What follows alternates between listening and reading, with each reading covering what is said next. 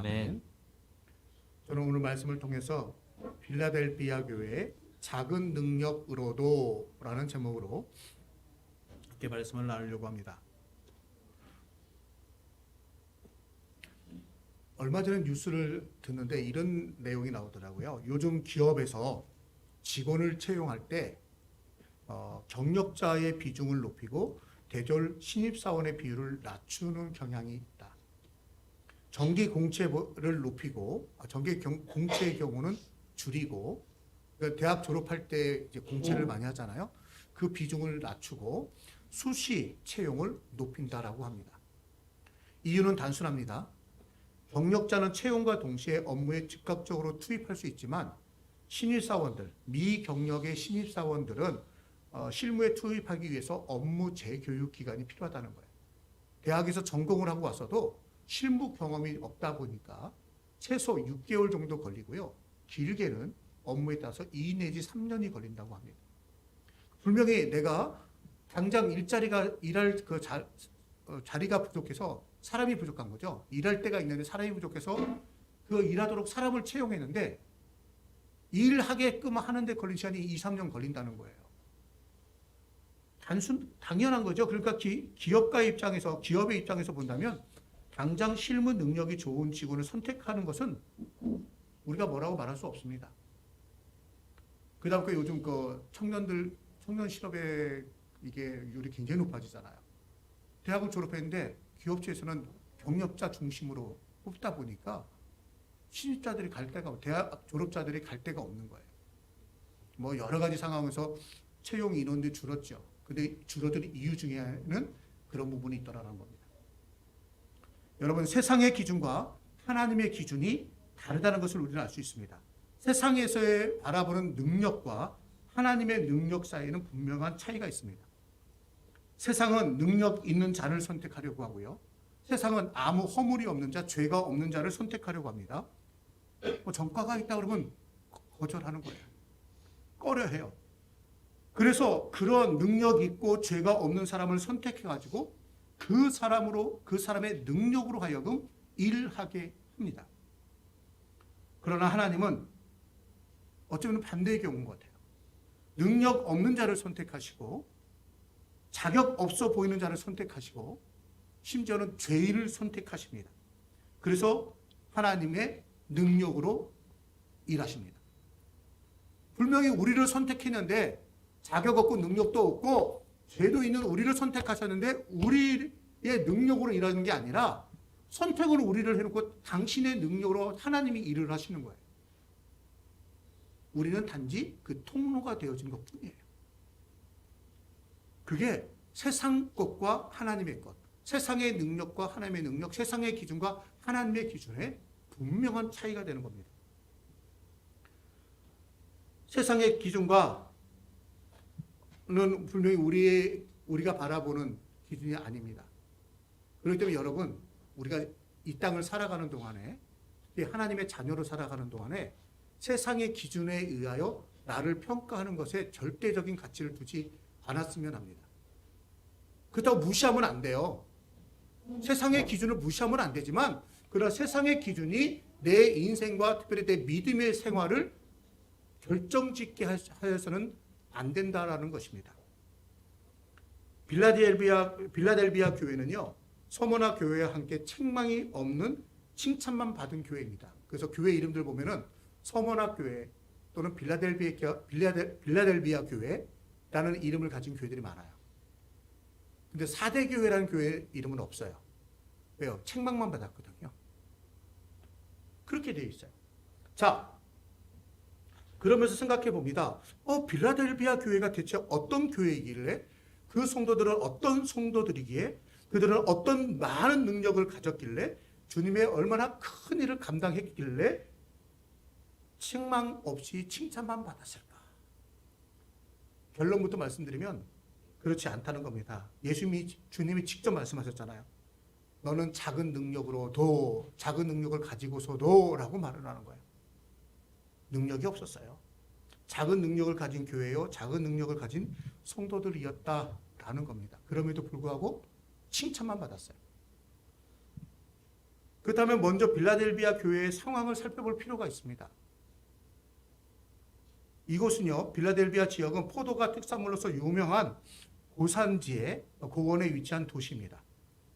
이곳은 서방 세계와 동방 세계의 문화와 무역을 쉽게 하려고 이를 연결해주는 도로가 형성되어 있었기 때문에 로마로부터 드로와 버가모 4대를 지나는 당시 최고의 교통요지로 주목을 받던 것입니다. 이스라엘 지리로 본다면 여리고 지역 같은 거예요. 여리고 지역이 예루살렘으로부터 해서 동쪽으로 동서로 남북으로 이어지는 교통의 요지거든요. 우리나라 같은 경우 옛날 같으면 이리, 익산 같은 건 철도 교통의 중심이었단 말이에요. 그런 교통의 중심지. 그러다 보니까 그곳에서 많은 문화가 형성이 되고요. 문화의 교류가 있었고, 그 다음에 무역. 그러다 보니까 여러 가지 공업이나 경제들이 성장했습니다. 빌라델비아 역시 그런 상황으로 말미암아 경제적인 풍요를 누리고 있었던 지역입니다. 근데 지난주에 말씀을 드렸다시피 이 지역에 큰 일이 벌어졌어요. AD 17년에 그 지역에 소아시아 지역, 지금은 터키죠. 터키 지역에 큰 지진이 일어났어요. 그래서 빌라델비아를 중심으로 해서 주변에 10여 개의 도시가 그 지진으로 말미암아 거의 무너져 내렸습니다. 피폐해졌습니다. 큰 피해를 입었습니다. 그때 황제였던 가이사라고 불렀죠. 가이사였던 티베리우스, 우리가 디베라라고 성경 보면 디베라 바다 나오잖아요. 갈릴리 호수를 게네사렛 호수 또는 디베라 바다라고 불러요. 디베리우스가 도시를 재건해 줬어요. 로마 황제가 내가 책임지고 재건해 줄게. 도시를 재건해 줬어요. 완전히 무너져 내렸는데 빌라델비아 사람들의 입장에서는 감사하죠. 와, 황제께서 우리 도시를 재건해 주셨어. 우리가 이제 더 이상 희망이 없게 됐다고 생각했는데 우리 도시를 예전처럼 아주 훌륭하게 다시 재건해 줬어. 와, 우리 황제 진짜 최고야, 최고. 우리 요즘 말하면 짱이야. 진짜 최고야, 최고. 라고 생각을 하게 되죠. 그래서 그 사람들이, 빌라델비아 사람들은 자기 도시를 네오 가이사랴라고 불렀어요. 가이사가 황제거든요. 그러니까 새로운 도시, 황제의 도시, 황제의 새로운 도시라는 이름을 지었어요. 그렇게 불렀다고 합니다. 근데 그 감사한 마음 때문에요, 빌라델비아 사람들이 그 도시 곳곳에다가 그 황제의 상을 세웠어요. 그리고 감사하다고 거기 가면서 인사하고 절하고 어쨌든 자기 나름의 정성껏 예물도 드리기 시작했습니다. 그게 뭐가 되는 거예요? 신상이 되는 거예요. 후에 황제 숭배 사상이 로마에서부터 전달되고 들어오는데 빌라델비아는 이미 자발적으로 황제를 숭배하고 있던 곳이에요.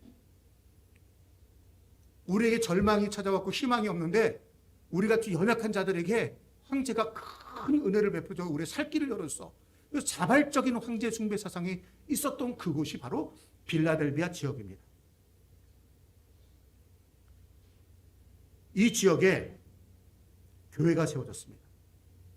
복음이 전달되어지고 그 복음을 받아들인 믿는 자들이 모여서 예배하기 시작하며 빌라델비아 교회가 시작됐는데 여러분 생각해 보세요. 여러분 이 열악한 도시에 세워진 빌라델비아 교회가 책망 없이 칭찬만 받는다는 게 얼마나 어려운 일일까. 황제 숭배 문화가 그냥 자연스러워요. 문화예요. 누구나 다 감사해요. 감사하지 않고 황제에게 절하지 않으면 배은망덕한 놈들이 되는 겁니다. 은혜도 모르는 놈, 이런 소리를 들을 거예요. 그런데 우리는 황제를 숭배할 수 없습니다 라고 하고 예수 그리스도만 믿고 주로 고백한다라고 말하는 것은 이것은 그 사회에서 스스로 왕따 되는 것일 겁니다. 그 교회가 오늘 칭찬만 받고 있어요. 책망거리가 없어요. 오늘 빌라델비아 교회에 나타난 주님의 모습은 뭘까요? 다윗의 열쇠를 가지신 이 곧 열면 닫을 사람이 없고 닫으면 열 사람이 없는 그가 이르시되 다윗의 열쇠를 가졌다고 말합니다. 여러분 성경에서 다윗은 하나님의 마음에 합한 자로 장차 오실 그리스도를 상징하는 예표하는 인물이었습니다. 그리고 열쇠라는 말은 권위와 통치권자를 상징하는 물건입니다. 우리나라를 한번 볼까요? 조선시대 이후 우리 역사를 보게 되면 많이 이제 그 방송에서 우리가 접하다 보니까 조선시대 이야기를 합니다. 집에 곡간 열쇠를 책임지는 사람이 누구죠? 그 집의 안주인이에요. 안주인이 곡간 열쇠를 쥐고 있는 거예요. 그러다가 아들이 장가가가지고 며느리를 받아들였습니다. 그럼 곡간 열쇠 누가 갖고 있죠? 그래도 시어머니가 그대로 갖고 있는 거예요. 며느리를 아직 검증 못한 거예요. 너 이제 왔을까? 아이고 너 나 이거 관리하는 거 힘드니까 너 빨리 너가 맡아. 그렇게 안 한다는 거예요. 자기가 그 열쇠를 넘겨주는 순간 모든 권한이 권리가 안주인이에요. 며느리에게 넘어가거든요. 쥐고 있는 거예요. 그러니까 시어머니가 아들이 장가가 그러다가 받아들였습니다. 자신도 힘에 부치기 시작하고 며느리가 내 눈에 들고 내 마음에 들고 잘할 만하다고 판단되고 인정되면 그때 가서 너 이제 왔을까? 아이고 너 나 이게 관리하는 거 너가 맡아. 국가 열쇠를 안 한다는 거예요. 넘겨주는 순간 뭐가 되는 거죠? 열쇠를 넘겨주는 순간 그 집안의 실질적인 권리와 책임이 며느리에게로 넘어가는 거예요. 그러니까 시어머니가 그게 국가 열쇠. 그러다가 열쇠라고 하는 것이 가지고 있는 의미가 그와 같다는 내 눈에 들고 내 마음에 들고 며느리가 지금 빌라델비아 교회에 잘할 만하다고 주님은 열쇠를 집에서 그래서 그분이 열면 뭐든 넘겨주는 순간 뭐가 되는 거죠? 그분이 닫아버리면 누구든 넘겨주는 순간 뭐가 되는 거죠? 열쇠를 넘기기 그 집안의 실질적인 권리와 책임이 그 며느리에게로 넘어가는 겁니다. 열쇠라고 하는 게 국가인데 그러나 그분이 열쇠라고 하는 것이 가지고 있는 며느리가 지금 빌라델비아 며느리가 지금 빌라델비아 교회에 잘할 만하다고 그래서 열쇠를 그분이 열면 그래서 그분이 열면 모두 넘겨주는 순간 뭐가 되는 거죠? 그분이 닫아버리면 그 넘겨주는 순간 뭐가 되는 거죠? 책임이 그 며느리에게 책임이 열린 며느리라는 각자만 분이 열쇠라고 하는 것이 국가인데 며느리가 그분이 며느리가 지금 빌라델비아 교회에 잘할 만하다고 지금 빌라델비아 교회에 잘할 만하다고 그래서 그분이 열면 모두 넘겨줘서 그분이 닫아버리면 모두 넘겨주는 순간 뭐가 되는 거죠? 그분이 닫아버리면 그 넘겨주는 순간 내가 돌아가고 책임이 그 사람이 열쇠라고 하는 게 열쇠라고 하는 것이 며느리가 지금 빌라델비아 며느리가 지금 빌라델비아 교회에 잘할 만하다고 모두 넘겨줘서 그분이 열면 모두 넘겨주는 순간 뭐가 되는 거죠? 그분이 닫아버리면 모두 넘겨주는 순간 뭐가 되는 거죠? 닫아버리면 열쇠라고 하는 게 열쇠라고 하는 것이 며느리가 지금 빌라델비아 며느리가 지금 빌라델비아 그래서 그분이 열면 모두 넘겨줘서 그분이 열면 모두 넘겨주는 순간 뭐가 되는 거죠? 그분이 닫아버리면 모두 넘겨주는 순간 뭐가 되는 열쇠라고 하는 게 며느리가 지금 며느리가 지금 빌라델비아 교회에 잘할 만하다고 지금 빌라델비아 모두 넘겨줘서 그분이 열면 모두 넘겨주는 순간 그분이 닫아버리면 모두 넘겨주는 순간 그분이 닫아버리면 모두 넘겨주는 순간 열쇠라고 하는 게 열쇠라고 하는 게 며느리가 지금 빌라델비아 며느리가 지금 빌라델비아 교회에 잘할 만하다고 그분이 열면 모두 넘겨줘서 그분이 열면 모두 넘겨주는 순간 그분이 닫아버리면 모두 넘겨주는 순간 그분이 닫아버리면 모두 넘겨주는 순간 열쇠라고 하는 게 며느리가 지금 빌라델비아 며느리가 지금 빌라델비아 며느리가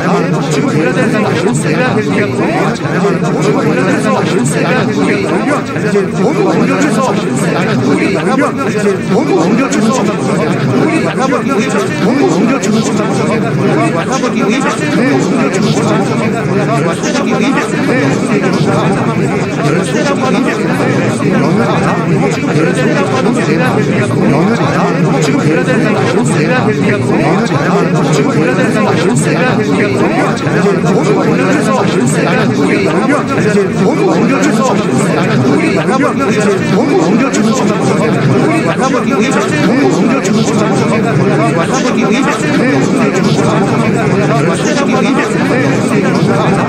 열쇠라고 하는 게 며느리가 지금 빌라델비아 며느리가 지금 빌라델비아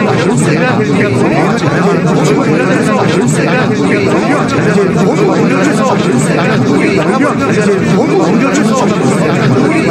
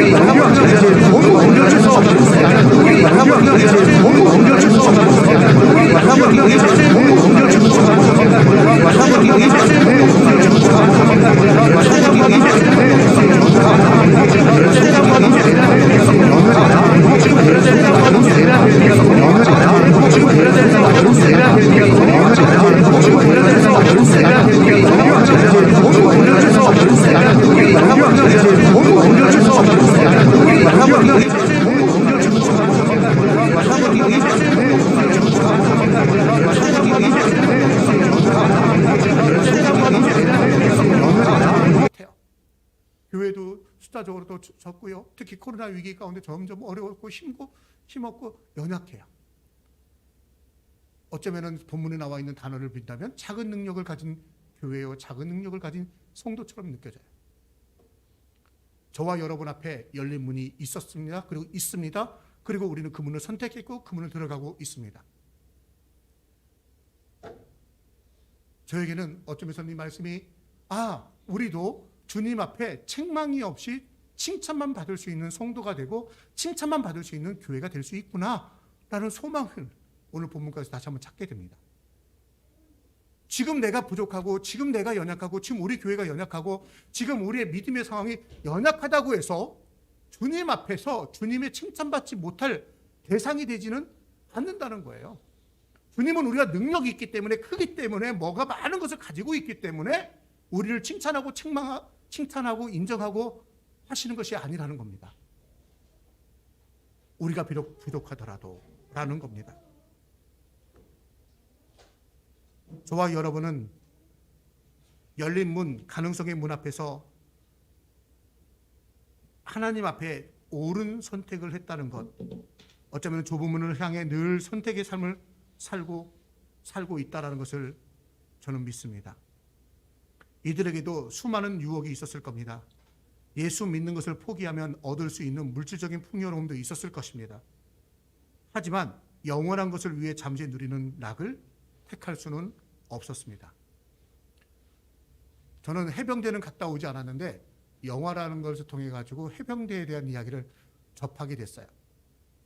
해병대 훈련소를 딱 들어가게 되면 그 훈련이 정말 힘들다고 하죠. 다른 일반 군대보다도요. 그래서 해병대를 보통 우리나라에서는 그렇게 말하죠. 귀신 잡는 해병. 엄청 훈련이 세다고 합니다. 그래서 해병대는요, 자원에서 이렇게 들어간 경우들이 많아요. 나 해병대 지원하겠습니다. 그런데 훈련 받다가 반 이상이 퇴소한대요. 근데 억지로 강제로 나가서 너 나가 이게 아니라 훈련하는데 한 연병장 한 가운데다 뭐가 있다고요? 앞쪽에 종이 달려 있답니다. 종이. 그래서 훈련하다 나 훈련 견디기 힘들어 나 더 이상 못하겠어요. 그럼 누구든지 그 종을 치면 그 순간 자발적인 퇴소가 이루어지는 거예요. 힘들면 퇴소의 문은 누구에게나 열려 있다는 거예요. 힘들어? 퇴소해. 힘들어? 종 맞추면 나가는 거야. 끝. 고생 끝. 이제 가서 편하게 생활해. 편하게. 이렇게 된다는 거죠. 그런데 그 힘들고 어려운 훈련을 끝까지 견뎌낸 사람이 해병대 마크를 가슴에 딱 부착하고 훈련소를 통과해 나오는 겁니다. 여러분, 열린 문은 누구에게 있어요? 누구에게든 있어요. 그 과정이 쉽지만 않습니다. 그러나 끝까지 견디는 자에게 해병대 마크가 붙는 것처럼 우리가 우리 앞에 열려있는 좁은 문을 통해 들어가서 믿음의 길을 선택했는데 그 과정에 길이 협착하고 너무너무 어려워서 찾는 사람이 적다 할지라도 우리의 가는 길이 힘들다 할지라도 우리가 그 길을 걸어가서 끝까지 나가면 생명이 있고 그 가운데는 축복이 있고 그 가운데 하나님의 놀라운 은혜가 있음을 믿으시기 바랍니다. 구원은 열린 문이 좁은 문이라 할지라도 힘들고 어렵더라도 그 문을 들어간 사람만이 누리는 은혜요 축복인 것입니다. 어떤 사람들은 그 문으로 들어가지 않았지만 빌라델비아 교회 사람들은 그 열린 문으로 들어갔습니다. 저와 여러분도 이미 들어갔기에 그 문을 안에서 끝까지 우리의 가는 길을 포기하지 않고 나아갈 수 있기를 원합니다. 주님의 칭찬을 볼까요? 뭐라고 말씀하냐면 8절에 볼지어다 내가 내 앞에 열린 문을 두었으되 능히 닫을 사람이 없으리라. 그 다음에요. 내가 내 행위를 아노니 열린 문으로 들어갔어요. 그 다음 행위예요. 그 열린 문으로 들어가면서 그 길을 끝까지 나아가는 행위를 봤는데 내가 작은 능력을 가지고서도 내 말을 지키며 내 이름을 배반하지 아니하였도다. 이게 칭찬의 내용이에요. 칭찬의 내용이 야, 너 참 큰일 했다 라고 칭찬하지 않았다는 거예요. 뭘 칭찬했어요? 열린 문에 들어갔는데 너가 작은 능력을 가지고서도 내 말을 지키며 내 이름을 배반하지 아니하였도다. 이게 칭찬의 전부예요. 칭찬할 거리가 있나요? 칭찬할 거리가 뭐예요? 내 말을 지키며 자, 내 이름을 배반하지 않았다. 예수님 부인 안 했다는 거예요. 나 끝까지 예수님 믿을래요. 이거는요, 믿음의 길의 기초 아닌가요? 가장 기본 아닌가요? 예수 믿는다고 말하면 당연히 예수 믿어야죠. 예수 믿는다고 하면서 예수 안 믿어? 예수님 부인하면 그건 믿음이 아니잖아요. 어쩌면은 열린 문, 좁은 문으로 들어간 가장 기본적인 것이 뭐예요? 예수 이름 배반하지 않은 거예요. 이들이 뭔가 큰 일을 한 게 아니라 가장 기본적인 거. 나 예수 이름 배반하지 않습니다. 나 예수 믿겠습니다. 그냥 가장 기본적인 거, 가장 기초적인 거 하나 한 거예요. 그러면서 뭐 했어요? 주님의 말씀을 지키면서 사는 거예요. 이 상황적으로 본다면 황제 숭배가 막 되고 그것이 문화예요. 주변 모든 사람들이 당연히 그런 거고 황제 숭배를 하지 않으면 배은망덕한 사람들이 되는데도 불구하고 주님의 말씀대로 사는 거예요. 어쩌면 비아냥거림이 있고 조롱거리가 있고 비판이 있고 비난이 있을 수 있어요. 그럼에도 불구하고 그냥 신앙의 기초, 내가 예수 믿는다면 예수님의 말씀을 따르는 거지. 예수 믿는다고 하면서 예수님 말씀대로 안 해? 그건 아니란 말이에요. 나 부모님 사랑합니다. 어머니 아버지 사랑합니다 라고 말했는데 어머니가 뭐라고 말을 했어요? 아버지가 뭐라고 했어요? 근데 나 안 해요. 하나도 안 들어요. 그건 불효자죠. 불효자잖아요. 그럼 칭찬받나요? 아니잖아요. 당연한 거 아닙니까? 내가 사랑한다, 내가 믿는다라고 말하면 사랑하는 그 대상, 믿는 그 대상의 말을 지켜 행하는 건 가장 기본이에요. 기본이 안 되면요, 아무것도 할 수 없는 거잖아요. 그런데 빌라델비아 교회가 책망거리가 하나도 없이 칭찬만 받은 가장 큰 이유가 뭐예요? 기본밖에 안 했어요. 기본밖에. 왜? 그들은 능력이 없는 거예요. 능력이 없으니까 능력껏 한 거예요. 여러분, 우리가 구원이라는 얘기를 할 때 얼마만한 구원이 있어야 되고 얼마만한 우리의 행위가 있어야 하나님의 인정을 받는 걸까요? 우리가 얼마큼 완전해져야 될까요? 얼마큼 성결해야 될까요? 요한 웨슬레라고 한 목사님의 이야기를 쭉 읽어보면 그런 이야기들이 나오는 겁니다. 거기에 중요한 교리 중에 하나가 그거예요. 사람마다 그 사람의 수준에 맞는 성결의 정도가 있다는 거예요. 자, 어린 아이들한테 요구하는 수준이 있고요. 어른들한테 요구하는 수준이 있어요. 초등학생한테 만약에 공부로 말한다면 초등학생한테 요구하는 수학의 수준이 있다면 중학생한테 요구하는 수학의 수준, 고등학생한테 요구하는 수학의 수준, 대학 수학에서 요구하는 수학의 수준이 다 다르다는 거예요. 초등학교한테 문제 딱 내놓고 야 이거 풀어봐봐 그래놓고 무리수 문제를 내줬다고 해보세요. 풀 수 있을까요? 못 풀어요. 초등학교 3학년 4학년한테 고등학교식의 인수분해 문제를 주고 풀어봐 그러면요, 왜 수학인데 왜 영어 ABCD가 왜 나와요? 그럴 거예요. 못 풀어요. 초등학생한테 초등학생 수준에 맞는 완전히 있다는 거예요. 여러분한테 큰 일을 하라는 게 아니에요. 여러분한테 저한테 이제 나가서 핍박자 앞에서 순교해라 그 얘기하는 거 아니에요. 뭔가 큰 일을 해서 너 5,000명 이상 전도해라, 너 10,000명 이상 전도해라 그 얘기하는 거 아니에요. 칭찬의 대상이 너가 세상에서 얼마나 큰 일을 했느냐를 보고 주님이 칭찬하는 것이 아니라 우리의 환경과 우리의 수준과 우리의 모든 여건을 보면서 그래 너 수준이 그 정도구나. 근데 그 수준에서 너는 최선을 다해서 최고야 라고 인정해 주셨다는 거예요. 빌라델비아 교회가요 정말 작은 교회예요. 연약한 교회예요. 힘없는 교회예요. 근데 그들이 한 것도 없어요. 기초만 지킨 거예요. 기초만. 나 예수 이름 배반 안 합니다. 나 주님 말씀대로 살겠습니다. 기본으로만 한 거예요. 어쩌면 여기에 우리의 소망이 있습니다. 나는 비록 예수 믿은 연한이 얼마 되지 않습니다. 나는 비록 연약합니다. 나는 비록 부족합니다. 나는 건강도 부족하고 하나님의 말씀을 아는 지식도 부족하고 나는 뭐도 부족하고 말할 수 있습니다. 우리 교회도 연약합니다 라고 말할 수 있습니다. 그러면요 주님을 기쁘게 할 수 없는 건가요? 그러면요 주님 앞에 칭찬받을 수 없는 건가요? 아니라는 거예요. 누구든지 할 수 있다는 거예요. 뭐예요? 내 삶의 수준에서 너 능력이 작구나. 그래 그런데 그 수준에서 최고로 잘했구나는 거예요. 5달란트 받은 종, 2달란트 받은 종 차이가 벌써 2배 반이에요. 5달란트 받은 종 칭찬했어요. 그럼 2달란트 받은 종한테요? 칭찬했어요. 그럼 5달란트 받은 종에 더 많은 칭찬을 해주고 더 많은 상급을 줘야 되는 거 아닌가요? 아니에요. 5달란트를 만들 때는 그만한 능력이 있다라고 했고 그 능력에 맞게 5달란트를 남긴 거고 2달란트 받은 종에 너 왜 5달란트 안 남겼어? 라고 책망하지 않고 너는 2달란트의 능력이 있는데 너는 2달란트를 남긴 거야. 이 얘기하는 거예요. 1달란트 받은 종에게 너 왜 5달란트 못 남겼니? 라고 책망하는 게 아니에요. 왜 2달란트 남기지 않았니? 책망한 게 아니에요. 너는 1달란트의 능력이 있는데 왜 1달란트도 남기지 못했니? 라는 거예요. 그 수준에 맞는 그거예요. 여러분 우리가 신앙생활하는데 포기하는 거는요 그건 신앙생활이 아니에요.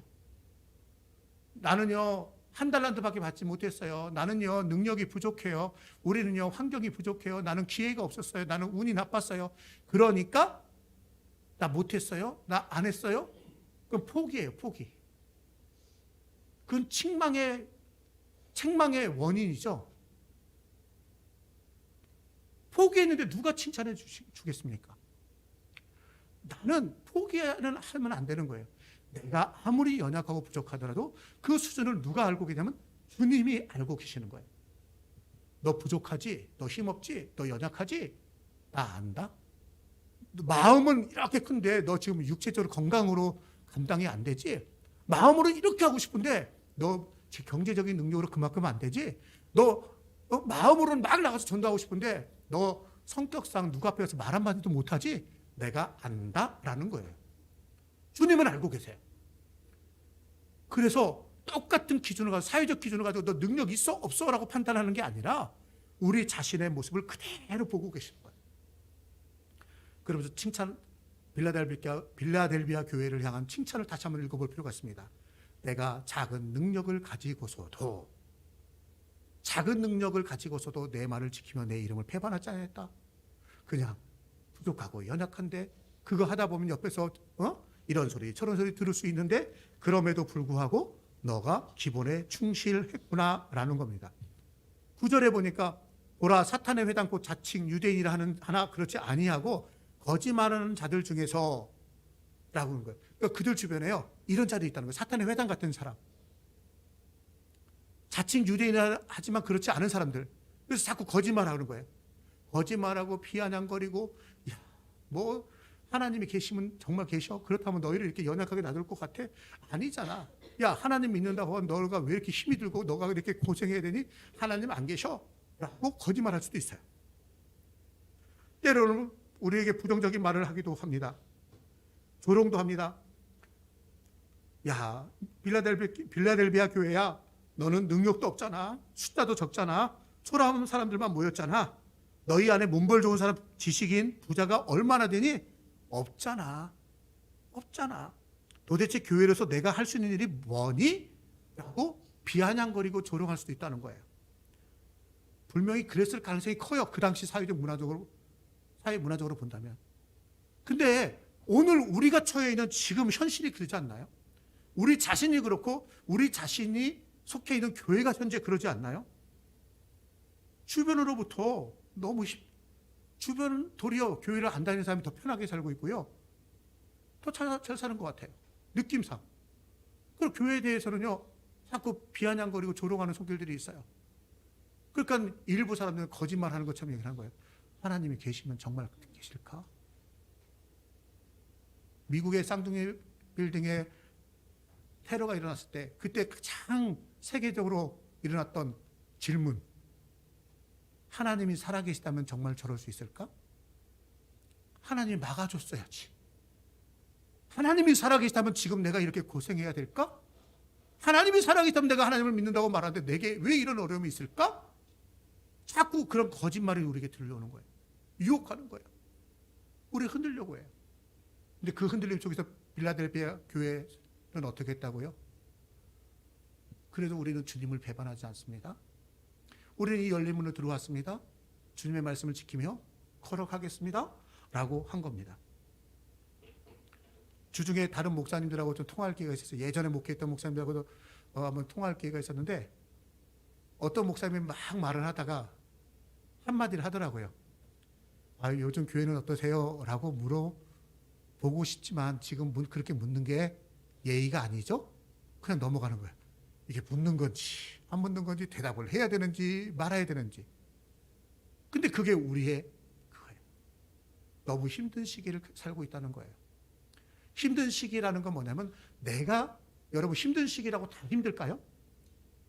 여러분 불경기라고 다 장사가 안 되나요? 아무리 불경기 그래도 잘 되는 잘 돼요. 불경기라고 느낀다는 것은 장사가 안 되기 때문에 불경기라고 느끼는 거예요. 힘들다고 말한 것은 내가 힘들다고 느끼기 때문에 그런 거예요. 여러분 우리가 힘들다고 느껴집니까?